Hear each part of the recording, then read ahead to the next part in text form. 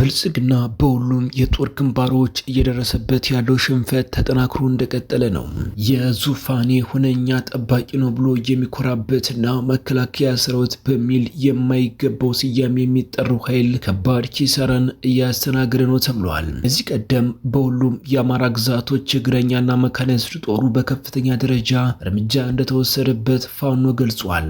የአራት ኪሎ ቤተ መንግስት ቀዳሚ ዘብ እንደሆነ በጠቅላይ ሚኒስትሩ አብይ አህመድ ተደጋግሞ የተነገረለት ሪፐብሊካን ኃይልም በፋኖ አይሆኑ ስራ ተሰርቷል። ፊልድ ማርሻሉ ብርሃኑ ጁላ ደግሞ ተከበናል ብለዋል።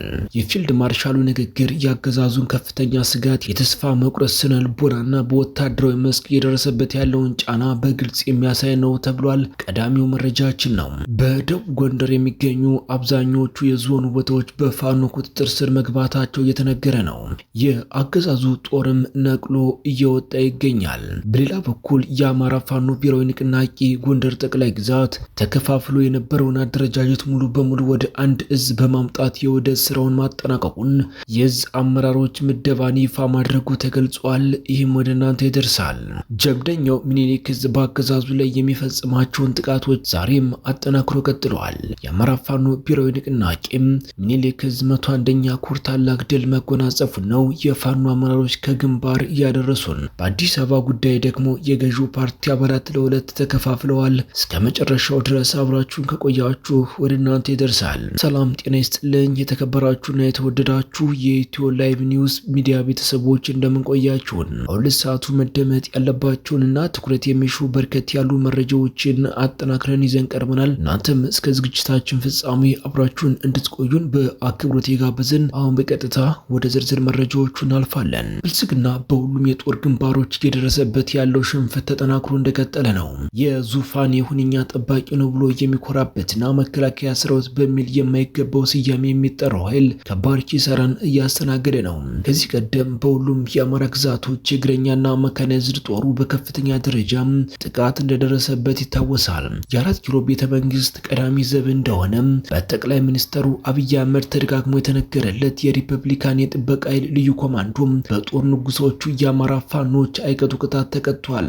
አሁንም እየተቀጣ ይገኛል ነው የተባለው። ሰማዩ የኛ ነው እያሉ ኔልማ መርዳሳ የሚሸልሉበት አየር ኃይልም ኢላማው መሬት ሳይነካ ቀድሞ የሚወርድ የአማራ ጀግና ተፈጥሯል ነው የተባለው። እግረኛ እስከ መካናይዝድና አየር ኃይል ሁሉንም ጉልበቱን ለመጠቀምና የሚጠላውን የአማራ ዝን ለመጨፍጨፍ እየሞከረ ያለው ጸረ ዝም መንግስት ጉልበቱ እየከዳው የውድቀት ዋዜማው ላይ ደርሷል ነው የተባለው። ይህን ተከትሎም ፊልድ ማርሻሉ ተከበናል ብለዋል። የፊልድ ማርሻሉ ንግግር ያገዛዙን ከፍተኛ ስጋት፣ ተስፋ መቁረጥ ስነ ልቦናና በወታደራዊ መስክ እየደረሰበት ያለውን ጫና በግልጽ የሚያሳይ ነው ተብሏል። ፊልድ ማርሻል ብርሃኑ ጁላ በሰጡት ቃል ሀገሪቱ በከፍተኛ የልማትና የብልጽግና ጎዳና ላይ በምትገኝበት ወቅት ውስጣዊና ውጫዊ ኃይሎች ሴራና ደባ በመጎንጎን ጥፋት እያደረሱ መሆኑን ተናግሯል። አክሎም ሀገርንና ወገንን የሚወጉ ኃይሎች የባንዳነት ሴራ ተሸክመው ሀገሪቱን ገድሎ ከመቅበር ያልተናነሰ ጥፋት እያደረሱ ነው በማለት የጦርነቱንና የጥቃቱን አቅጣጫ ከውጭና ከውስጥ ጠላቶች ጋር አያይዘውታል። አገዛዙና የመከላከያ ሰራዊቱ ከዚህ ቀደም የነበራቸውን በአጭር ጊዜ የማጥቃትና የመደምሰስ አቅም በማጣት በአሁኑ ወቅት በአዲስ አበባ ዙሪያና በዋና ዋና ቀጠናዎች ላይ ወደ መከላከል መሸጋገራቸው ይታወቃል። ፈተናዎች በስተዋል የሚለው ንግግርም የአገዛዙን ተስፋ መቁረጥ የሚያሳይ ነው ሲሉ የፖለቲካ ተንታኞች ይገልጻሉ። በንግግሩ ላይም የተጠቀሰው የውስጥና የውጭ ሴራ የሚለው ሀረግ በራሱ በብልጽግና መዋቅርና በመከላከያ ሰራዊት ውስጥ ከፍተኛ ያለመተማመን ድባብና የመረጃ መሽሎክ ችግሮች እንዳሉ ማረጋገጫ ነው ይላሉ የፖለቲካ ተንታኞች። የፊልድ ማርሻል ብርሃኑ ጁላ ንግግር በመሬት ላይ ያለውን እውነተኛ የወታደራዊና ፖለቲካዊ ሽንፈቶችን በሴራ ትርክቶች ለመሸፈን የተደረገ ሙከራ እንደሆነ በመግለጽ አገዛዙ የያዘውን የኃይል ሚዛን እየተቀማ ይገኛል ተብሏል። ይህ በእንዲህ እንዳለ በደቡብ ጎንደር የሚገኙ አብዛኞቹ የዞኑ ቦታዎች በፋኖ ቁጥጥር ስር መግባታቸው እየተነገረ ነው። የአገዛዙ ጦርም ጓዙን ጠቅሎ እየወጣ ይገኛል የተባለው በደቡብ ጎንደር ከዞኑ ከተማ ውጭ ፋኖች የሚገማሸሩበት ሆኗል የተባለ ሲሆን የብልጽግና ካድሬ መከላከያ ለቆ መውጣቱን ተከትሎ የሚገባበት አጥቷል ነው የተባለው። ይህን በተመለከተም የፋኖ አመራሩ በሰጠው ቃል አረጋግጧል። እዚሁ ከጎንደር ሳንወጣ የአማራ ፋኖ ብሔራዊ ንቅናቄ ጎንደር ጠቅላይ ግዛት ላለፉት ጊዜያት ተከፋፍሎ የነበረውን አደረጃጀት ሙሉ በሙሉ ወደ አንድ እዝ በማምጣት የወደ ስራው ማጠናቀቁን የእዝ አመራሮችን ምደባ ይፋ ማድረጉንም ገልጿል። አስታውቋል።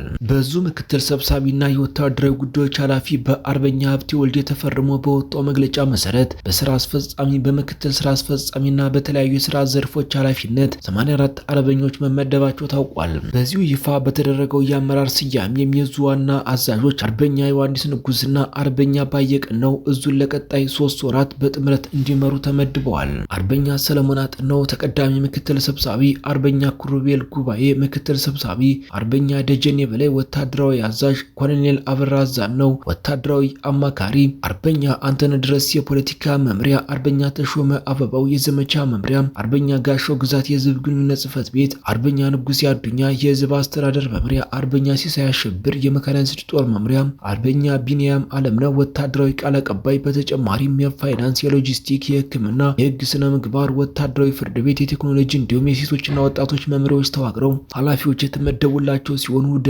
እዙን ወደ ተሻለ ወታደራዊና ፖለቲካዊ ቁመና ያሸጋግረዋል ተብሏል። መረጃዎቻችን ሲቀጥሉ የአማራ ፋኖ ብሔራዊ ንቅናቄ ወሎ ቤት አማራ ምኒልክ ዕዝ 101ኛ ኮር ታላቅ ድል ተጎናጽፏል። መነሻው በሰሜን ወሎ ዞን ዳውንትና ተርፌ ከተማ ያደረገው ያገዛዙ ቡድን በ101ኛ ኮር አይቀጡ ቅጣት ተቀጥቶ የመጣበትን ዓላማ ሳያሳካም ሙትና ቁስለኛውን ይዞ ተመልሷል ብለዋል። ያገዛዙ ታጣቂ ኃይል ወደ ሳንቃ ከተማ በሌሊት ቢንቀሳቀስም ባይቀመሲዎቹ የ101ኛ ኮር ነበልባሎቹ ተገርፎ ወደ መጣበት መመለሱን ነው የገለጹትም። ያገዛዙ 61ኛ ክፍለ ጦርን በተለያዩ አቅጣጫዎች ማለትም ከቀይ ዋሻ በመውረድ አምባ ገዶ በሚባሉ ቦታዎች በማሰለፍ ያለሌለ አቅሙን በመጠቀም ለአስጨራሽ ውጊያ ቢያደርግም ነብሮቹ ወደ መግደያ ቦታ ስቦ በማስገባት በ101ኛ ኮር አይነክ የተዋጉች ላይ የበላይነት ተጠናቋል ብለዋል። መረጃዎቻችን ሲቀጥሉ የኢትዮጵያ ሀገራዊ ምክክር ጉባኤ በ11ኛ ቀኑ ውሎ በንዑስ ቡድን ደረጃ ሲደረጉ የነበሩ ምክክሮችን ማጠናቀቁን ሀገራዊ የምክክር ኮሚሽን አስታውቋል። በንዑስ ቡድኖች ውስጥ በሚገኙና 10 አባላት ባሏቸው ጥቃቅን ቡድኖች መሪ ጥያቄዎችን መሰረት በማድረግ የተዘጋጁ ሰነዶች ለንዑስ ቡድኖች የቀረቡ ውይይት የተደረገባቸው መሆኑን የገለጹት ምንጮች ንዑስ ቡድኖች የጥቃቅን ቡድኖችን ሰነድ በማቀናጀት በንዑስ ቡድን ደረጃ መሪ ጥያቄዎችን መሰረት ያደረገ ሰነድ እንዲያዘጋጁ መደረጉን ጠቁመዋል። ጉባኤው ሐምሌ 19 2018 እረፍት ካደረገ በኋላ ሰኞ ሐምሌ 20 ቀን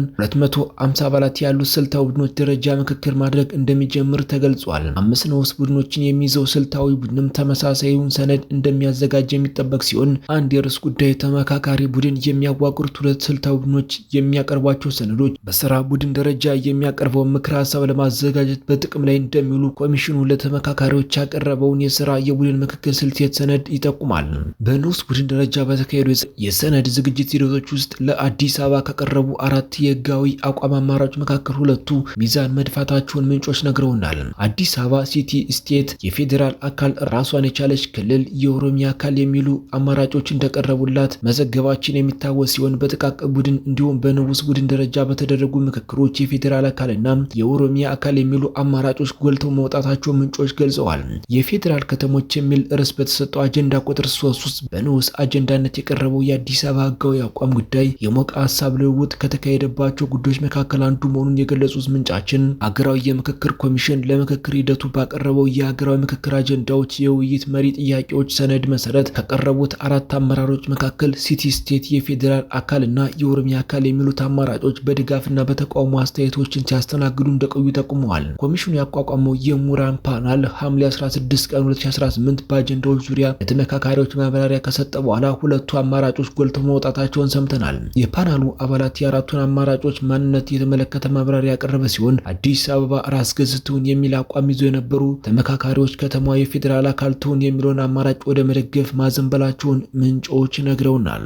የተወደዳችሁና የተከበራችሁ በመላው ዓለም የምትገኙ የሚዲያችን ቤተሰቦች ለሰዓቱ ያዝናችሁ መረጃዎች እነዚህን መስሉ ነበር። እናንተም እስከ ዝግጅታችን ፍጻሜ አብራችሁን ስለቆያችሁ ምስጋናችን ከልብ ነው። ሌላ አዲስ እና ወቅታዊ መረጃዎች እስከምንገናኝ በያላችሁበት ሁሉ ሰላሙን ተመኘን።